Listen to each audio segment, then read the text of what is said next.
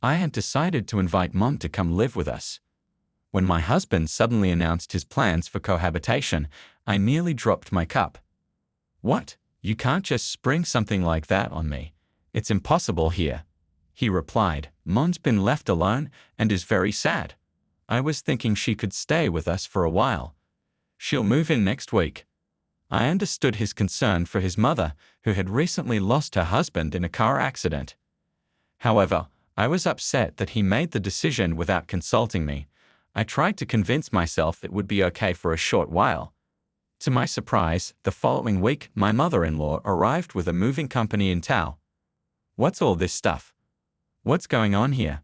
I asked, bewildered. "I sold my house because it's definitely more comfortable here," she replied. "I thought if I'm going to move, I might as well do it properly."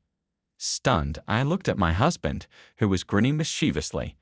"Didn't I tell you I was going to invite Mom to live with us? This is my house, and you need to obey the head of the household's orders. Make sure you take good care of Mom." "Head of the household? What are you talking about? This is the place I'm renting from my cousin Lisa, remember?" I shot back. He shrugged. "I know that, but right now, I'm the one paying the steep rent here. If you can't obey me, then get out of this house." Although $2,500 was just half the rent, I felt it was better to let them face reality squarely. I packed my belongings into a suitcase and decided to leave the house silently. This is no good. After leaving the apartment, I sighed heavily and made a phone call. "I'm Sarah Johnson, 35 years old. I opened a facial spa 7 years ago. I went to vocational school to become a beautician, but during my studies, my career aspirations shifted. Believing that true beauty starts with healthy skin, I decided to start my own business after years of training at a salon. My husband Kyle and I have been married for 3 years and living together. We reconnected at our 10-year high school reunion, where we bonded over our mutual interest in natural stone bracelets. At the time, Kyle suggested, if you want to boost your love luck, maybe rose quartz would be better. "Why, and how do you know that?" I asked, intrigued. "Oh, I got interested in gemstones a while back," he explained. "We're getting to that age where marriage and serious relationships come to mind, and I just thought rose quartz seemed promising for that." Kyle, known as Bedhead among the girls in school for his tousled hair, piqued my interest with his casual remark. He was indifferent to his looks or rumors but surprisingly knowledgeable. At the after-party, I discovered he was also into my favorite anime and had rare insights. From there, I reached out to him, and we started dating. Today marks our 2nd anniversary of dating. I want to be with you next year too, so how about we get married?" Kyle proposed. "Is this a proposal?" I stammered. "Yeah, what else would it be?" he said casually. Kyle was an odd guy but a fun and comfortable presence for me, so I saw no reason to refuse. 2 years into our marriage, a golden opportunity arose, an incredible offer from my beloved older cousin Lisa. Lisa, 10 years my senior, had always doted on me since I was a child. We were close like sisters. Her proposal was indeed marvelous, but perhaps too stimulating for us as a couple, or maybe just for Kyle. I never expected it would lead to such a conclusion. "Starting next month, my husband's job is taking us abroad for 2 years. Sarah, why don't you live in our condo while we're gone?" Lisa offered. "Ah, no way. I can't afford the rent for a place like that," I replied. Lisa's husband John had been successful with his business from a young age, making them incredibly wealthy. Lisa herself had become an independent management consultant and was steadily increasing her profits. "Sarah, you mentioned before that you can't seem to make more than $55,000 a month, right? Why don't you try living like a celeb for once? If you start taking that kind of environment for granted, you might just solve all your current problems in one go," Lisa suggested. "I see, so you're saying to change my perspective on money." "That's right. Our rent is $30,000, but if you're going to live there, I'll let you have it for $6,000. "How about it?" Lisa offered. My head spun. Even my current rent of $1,800 felt steep, but honestly, I really liked our current place and didn't want to let it go, but John suggested renting it out to me as an investment. The owner of Lisa's condo, a friend of John's named Mr. Otmo, supports entrepreneurs. When Lisa shared my story with him, he agreed right away to rent it out to us. I get that it's a good offer, but can I discuss it with Kyle before I decide? I asked. Of course, I'll be looking forward to your response, Lisa replied. At this point, I had been running my salon for 5 years. Despite my hard work, there was a limit to what I could do alone, and I had almost given up hope that my monthly income would ever exceed $10,000. The thought of the higher rent was already weighing on me. When I got home, I found my husband engrossed in his new workout routine. Cautiously, I brought up Lisa's offer. Why not? It'd be a bigger space and super close to work, Kyle said. As an in-house designer for a corporation, Kyle was less concerned with overtime. He was the type to focus only on what he enjoyed. Commuting from Lisa's condo would significantly reduce his travel time. But it'll be a bigger financial load than before, I reminded him. You know, it's for your growth. I'm fine either way, so just work it out with Lisa, he responded nonchalantly. Even after marriage, Kyle had remained indifferent to anything outside his interests, except perhaps for the shorter commute. He didn't seem particularly interested in the details, nodding absent-mindedly as I explained the terms of living there and the rent. I wondered if he was even listening. After much thought, I decided to take on the challenge and agreed to move in. We decided I would pay half the rent, $115,000, while Kyle would cover the other half, and I'd handle all our living expenses. I was determined to gamble these 2 years on a life-changing experience. Wow, this is amazing. That's incredible.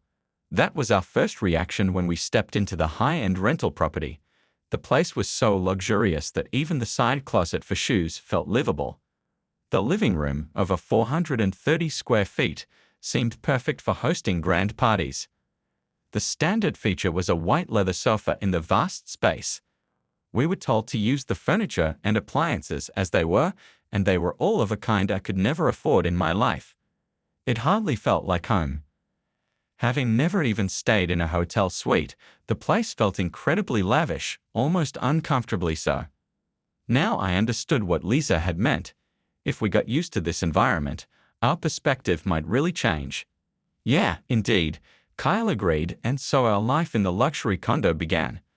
Familiarity can be a frightening thing. Within 3 months, the place we used to tense up in started feeling like a sanctuary. It even changed my approach to work. Since we moved here for a reason, I started thinking about what we could do to take advantage of the location. I'm thinking of taking the plunge and hiring someone for my salon. Maybe even doing workshops or something with the extra time, I told Kyle. People have been requesting it, right? If you want to do it, Sarah, you should give it a shot, he encouraged. I ran a beauty-related social media account personally and had received requests for a while to host workshops or tea parties where people could talk to me directly. Since then, it's been a process of trial and error, learning and practicing every day. It was exhausting, but the results were well received. Before I knew it, I was easily making over $10,000 a month. The environment not only changed me but also had a big impact on Kyle. His appearance changed noticeably. Perhaps he thought it would be problematic for the neighbors if he continued to neglect his looks. He started making sure his hair was neat and dressing sharper when he went out. Although getting ready often left the house a mess, he seemed more confident and started getting approached by people at work. People I had never talked to before started approaching me. Even I couldn't deny that Kyle looked the best he ever had. The first year after we moved, our life was going exceptionally well. However, a dark cloud loomed when my mother-in-law, who learned about our new place through the New Year's cards, decided to visit. She has a hobby of taking classes and possesses a lavish, vain personality. I was surprised when I saw the address. What an amazing house! I never imagined Kyle would move into a place like this. I'm so proud, she exclaimed, clearly as astonished as we had been. This house is just right, Kyle interjected, cutting me off with a grin, as if he had rented the place himself.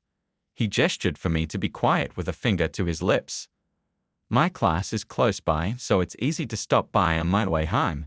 I'll be dropping in from time to time, she added. Sure, just make sure to let us know before you come over, I replied, feeling uneasy. As time passed, her visits became more frequent. After my father-in-law retired, he often went on fishing trips with his friends, leaving my mother-in-law to stay with us more often. What bothered me most was her habit of sleeping on our white living room sofa, despite my repeated requests not to. I even laid out a futon on the floor, but I would still find her on the sofa. Mother-in-law, please don't sleep on the white sofa. This is a rented place, I reminded her. Oh, sorry about that. It's just so comfy that I end up sleeping here without realizing it, she responded. Initially, my mother-in-law behaved like a guest, but gradually she started acting as if the place were her own. She was careless with the furniture and appliances, and I constantly worried she might damage something. Hey, don't you think you're coming over too often? This isn't our house. You should hold back a little, I gently suggested. What? Let me enjoy it too. This kind of lifestyle doesn't come around often. Besides, you've been asking me to clean the house every time, she retorted, brushing off my concerns. Having Mom around has been handy for you, right? Kyle hadn't corrected the lie he told his mother about renting the place. Since he started dressing properly, he's become really sloppy at home, relying on his mother for tidying up. It must have been convenient for him, but the cleaning she supposedly did only happened at the beginning. Sarah, the house is a mess. Don't just sit there. Vacuum the floor. The bathroom is soaking wet. My mother-in-law would scold me when I got home from work. She was there more often, and Kyle, influenced by her, started blaming me for the untidiness, increasing my stress levels. Since my father-in-law was often away from their house, I initially felt somewhat relieved, thinking the situation couldn't get much worse. But as my mother-in-law's visits increased, another source of stress emerged. Kyle started coming home late, sometimes not until the morning, often drunk. Occasionally, the smell of perfume lingered on him. When confronted, he claimed he was just exploring new bars. Cut it out already. It's fine to go out for drinks, but coming home in the morning isn't normal. And how much are you spending on drinking anyway? I'm giving you enough for expenses, aren't I? I asked, exasperated. How I use my money is my business. Just leave it be, Kyle retorted. His response shocked me. He never used to talk like this. But there was something else I needed to address. You've been wearing John's suits from the closet, haven't you? Do you think that's okay? I questioned him. What? You use Lisa's clothes and bags without asking, right?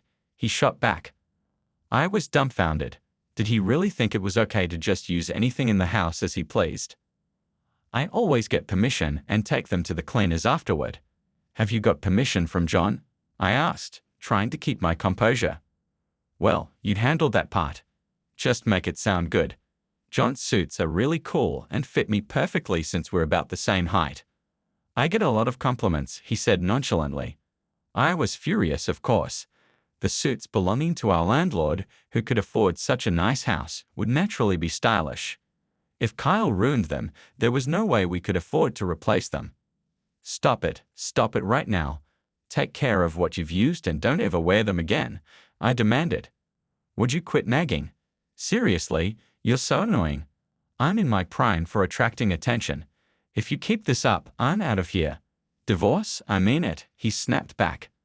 It felt as if a century-long love had turned cold. The man standing before me was no longer the husband I knew. But then, an unexpected event occurred. My father-in-law had an accident while out fishing and passed away.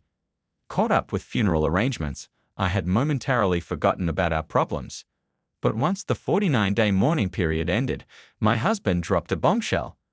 I've decided to have Mom move in with us, he announced suddenly, nearly causing me to drop my cup.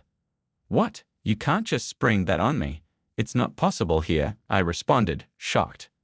Mom's really sad being all alone, so I thought we'd live together for a while, he explained. But how can you decide that on your own? Why didn't you discuss this with me sooner? I asked, feeling betrayed. Sorry, but I thought you'd understand, Sarah, he replied. I was upset by the sudden news, but I tried to convince myself that it might be bearable for a short while. I was worried about my mother-in-law, who had just lost her husband, but the way my husband had decided on their living arrangement without consulting me felt like a betrayal. The following week, to my surprise, my mother-in-law arrived with movers. "What's all this about?" I asked, stunned. "This place is much more comfortable than my old house." I thought, why not sell the house and move here? She explained. "What?" I looked at my husband, who was grinning at me. "I told you we were going to have Mom move in, right?" he said smugly. "But I said it wasn't possible here, and you said it was only for a while," I exclaimed. "This house is big enough. One more person won't hurt," he insisted. He had planned to live with his mother here all along. I didn't know what he had told her, but selling her own house to move in was unexpected. I felt a headache coming on. And then my husband said something even more absurd. "This is my house. You'll follow the head of the household's orders and take care of Mom," he declared. "What head of the household? What are you talking about? This house is borrowed from Lisa, remember?" I reminded him. "I know, but right now, who's paying the steep rent? Me, right?" he shot back. My husband had always been indifferent to money and possessions, but I never imagined he'd be so careless as to barely remember the details about this house. When he was single, Kyle lived in a cheap apartment that cost just $500 a month. I could understand why he'd think $33,000 a month for rent seemed outrageously expensive, but did he seriously believe someone would rent us this property for such a price? If you can't listen to your husband, then pack up and leave. You've become so annoying with all your nagging lately. That's right, thanks to Kyle, we're living this good life, and here you are complaining like an ungrateful spouse, he continued, his words cutting deep. I finally understood my husband's scheme. Ever since we moved into this house and started getting attention from everyone around us, he probably found my reminders about his spending habits and coming home late annoying. He was trying to kick me out without even realizing his massive misunderstanding. "Fine, I'll leave. But are you sure that's what you want?" I asked, holding back my frustration. "Yeah, I'm done with you. I'm going to live here with Mom. With Dad's inheritance and the money from selling the family home, we'll be just fine. I'll send the divorce papers to the salon later," he declared. So that's why he called his mother. I could have argued, but I decided to let them face reality on their own. Biting back my retort, I packed my things into a suitcase and silently left the house. "This is a mess," I sighed deeply once outside the apartment and called Lisa. "What? No way I'm going to let him treat my cousin like that. Just wait a month. Once I'm ready, I'll come back home," Lisa fumed. Furious with Kyle's actions, she decided to return home half a year earlier than planned. About a month later, I received a call from Kyle. I had received the divorce papers right after leaving, but I knew this call wasn't about that. I thought about ignoring it, but the phone kept ringing. Reluctantly, I answered. "Sarah, finally. The management company says the rent hasn't been paid. I've been making the payments as usual. Please, can you check with Lisa?" "What's going on?" he asked, sounding desperate. "Did you check the bank account?" I replied. "Yeah, it's got $3,000 in it," he said. I almost burst out laughing. I hadn't made any deposits into the account since leaving the apartment, and I had withdrawn the balance, leaving just $3,000. "You won't even cover the utility bills, let alone the rent. How embarrassing it must be to live in a luxury apartment and have your electricity cut off," I said. "Why didn't you leave enough money in there?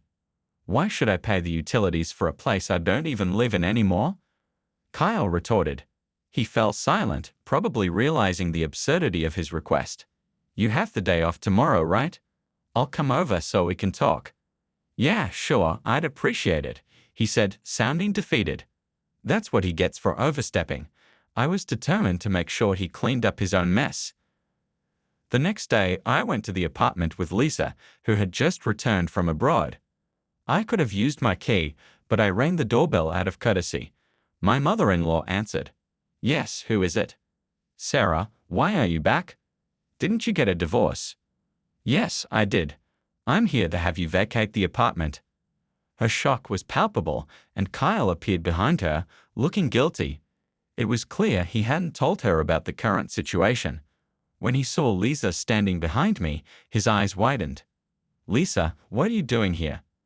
I had to come back to the States on short notice after getting a call from Sarah. Oh, this is Mr. Thompson, the owner and manager of this apartment. We invited him to join us for this discussion. As we entered the living room, I was taken aback. In just a month, the once pristine space had turned into a storage area. Boxes of my mother-in-law's moving items were piled up in the corner, still unpacked. Lisa sighed beside me as we took our seats on the couch. Mr. Thompson spoke first. So, about the rent for this month, when can I expect the payment? Well, I deposited the usual $3,000 into the account, but it seems like it hasn't been withdrawn, Kyle said, his voice sweaty and pitiful, his bedhead as disheveled as ever. Did you seriously think $3,000 was enough? I asked. I asked you to pay just half of the rent. What? Half? You mean it's actually $6,000? Kyle's face turned to shock as he began scratching his head frantically. I couldn't help but be a little impressed by his selective memory on things he wasn't interested in. That's right, the rent is $6,000. Kyle mumbled, clearly confused. But actually, the rent here is $30,000. What? What kind of figure is that? Kyle stammered, realizing he had misunderstood the amount he was supposed to pay. Beside my husband, my mother-in-law's eyes were wide with shock. What do you mean $30,000? She asked, visibly panicked. This apartment belongs to Lisa, whom I rent from. We had a 2-year lease, but decided to terminate it 6 months early due to this situation, I explained. My mother-in-law's face turned pale as she repeatedly tapped Kyle's knee. What are we going to do? I sold my house thinking Kyle was earning well, and I've been shopping a lot too. What are we going to do? She started trembling, her hands covering her mouth in distress. She quickly turned to Lisa and pleaded, Lisa, can Kyle and I sign a lease for $3,000 just for half a year? I can't give up living here so suddenly. Lisa's face tightened into a frown at my mother-in-law's audacious request. Sarah, help me out here. You know, you're welcome to move back in too. I felt my own expression matching Lisa's as I frowned. I rented this place to support Sarah's hard work. I won't forgive anyone who tries to kick her out, Lisa said, her gaze turning sharply to Kyle, who closed his eyes and looked down in defeat. But leaving this place was no longer a simple matter. Lisa gestured to the white leather sofa, now marred by stains and dirt. To think how carelessly you've treated things. I was planning to have you purchase the heavily worn items after 2 years, so I'll be doing a check now. Wait a minute, Kyle said, his voice filled with unease. I wasn't informed about this, Kyle said, his voice sounding utterly ridiculous as he looked up in confusion. You're supposed to restore a rental to its original condition before returning it, I explained. It's only fair to compensate if you've misused the furniture and appliances. I'd mentioned this before, but considering you didn't even remember the rent details, it's clear those specifics didn't stick. Lisa began to walk around the apartment, inspecting everything. From the kitchen, I heard several sighs, indicating that the appliances would likely need to be purchased. As she opened the bedroom closet, her sighs grew heavier. Kyle, did you wear John's suits without permission? She asked. I didn't agree to lend you personal items, and you've treated them roughly too. You'll definitely need to buy these at full price. It was clear that despite being told not to wear them, Kyle had worn 3 suits, each valued over $10,000. The only silver lining was that he hadn't worn more. Kyle, I'm so disappointed, Lisa said, her voice tinged with hurt. I trusted you with this house because of you and Sarah. I have no sympathy for anyone who's hurt my dear Sarah. Kyle's face turned ashen as he shook violently. The amount Lisa suggested for the purchases was substantial. To drive the point home, Mr. Thompson spoke up. As for me, he said, I need you to pay this month's rent of $30,000 along with the cleaning fee for the room. The $6,000 rent here is strictly under the contract with Sarah, not with you. I need you to vacate the place as soon as possible. But it's impossible to just leave like this. Kyle protested. Sarah, please, ask her on my behalf to. Kyle's mother, who had been downcast, suddenly raised her face and cried out, Why should I? I've already submitted the divorce papers Kyle sent, so we're strangers now. I have no obligation to help a stranger. Mr. Thompson looked at her with pity but stood firm in presenting the harsh reality. If you can't vacate immediately, I'll have to sue for illegal occupation. I can't stand this anymore, the mother screamed as she stood up and left the room. Kyle was left stunned, as if his soul had departed. He looked at me with a pleading expression. Sarah, I'm sorry. I've finally woken up. I got carried away thinking I was rich and I lost my mind, Kyle admitted, his voice filled with remorse. You seem to have come to your senses. I'm really sorry. It was all my fault. Let's start over in a new place. No matter what he said now, it no longer touched my heart. Our trust was shattered, and I'd also heard that Kyle had been unfaithful. It's not going to work, I'd replied firmly. As I said earlier, we're already divorced. Even though I filed for divorce in anger, I have no regrets and I've moved on completely.